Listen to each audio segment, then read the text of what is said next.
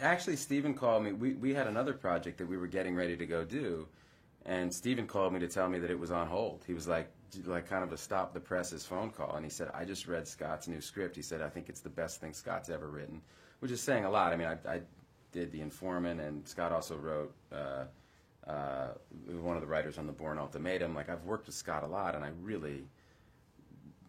think I think very highly of him, and so to get like this call from Steven saying, "I think this is the best thing Scott's done," you know, I was like, well, hell, man, send it over.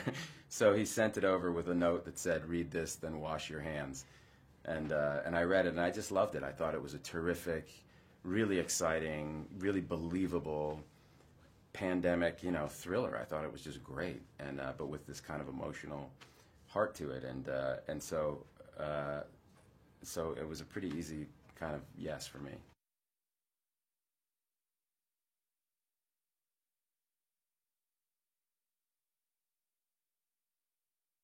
My whole storyline is, my wife dies and my stepson dies, and so it's my daughter is the only surviving family member, and as a dad, I could really relate to this guy, and I think audiences will be able to relate to him because it's, what do you do in that situation, and his you know his agenda is very simple and very, he's just trying to survive this thing and keep his daughter safe and alive, and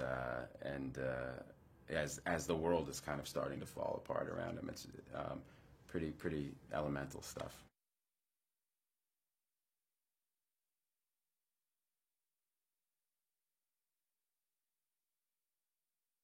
All the research that they did was really just in trying to kind of gin up a story that was as realistic as possible, and so this is like very, very real.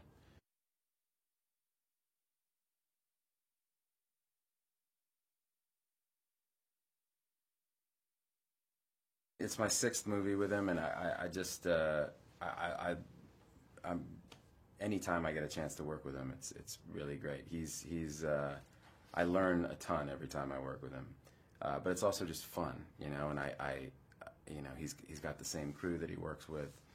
It's a really tight knit group, and it's just really fun to go to work. And we work hard, but it's a very satisfying feeling. I mean, with Steven, he shoots on digital, so by the end of the day, he's cutting what you shot that day. And so, like, we would go down to the hotel bar, and they set aside a little room in the back for us.